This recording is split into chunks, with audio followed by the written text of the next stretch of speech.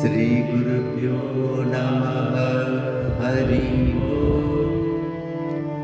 मातः समस्तजगदां परमस्य पुंस शक्तिस्वरूपिणि शिवे शिवमात्रचित्ते लोकस्य शोकशमनाय हृदावतारे श्रीशारदेस्तु शिवदे तव सुप्रभातं।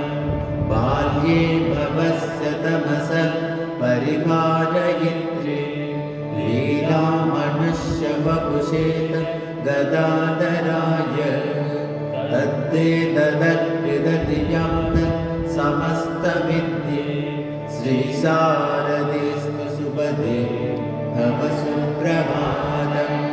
बाल्यात्परे वयसि भर्तरि सम्प्रवृद्धम् उन्मत्तयित्यनुचिताम् अवधूयवार्ताम् तद्दर्शनक्रमितदुर्गमधुरमार्गे श्रीरामकृष्णदयिते तव सुप्रभातम्। सन्न्यासिनं पदिमपेक्ष्य च नोद्विजाने सेवार्पितत्रिकरणे परिशुद्धचित्ते तत्साधना सरमसीनि समर्पिताङ्गे श्रीरामकृष्ण परमेश्वरि सुप्रभातम्।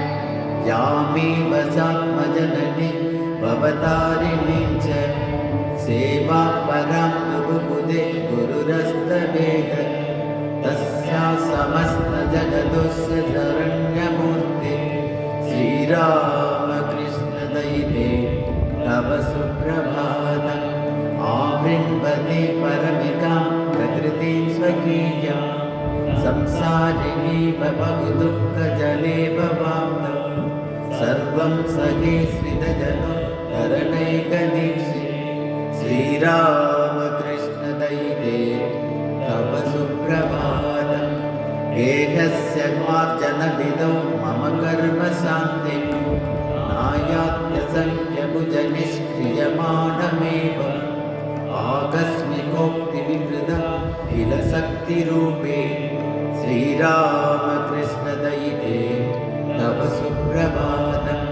श्रीरामकृष्णदयिते तदधीनसत्त्वे तद्भक्तवृन्दपरिपालिनिमुक्तिदात्रे तद्भावरक्तहृदये तदभिन्नतत्त्वे मातः समस्तजगदां तव सुप्रभातम्। श्रीशारदेस्तु शिवदे तव सुप्रभातम्। श्रीशारदेस्तु सुपदे तव सुप्रभातम्। श्रीरामकृष्णदयिते तव सुप्रभातम्।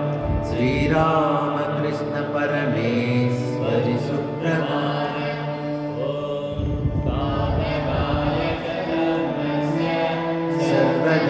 सर्वधर्मस्वरूपिणे अवतारवरिष्ठाय रामकृष्णाय मङ्गलं मङ्गलं गुरुदेवाय देवै मात्रे च मङ्गलं भक्तवृन्देभ्यः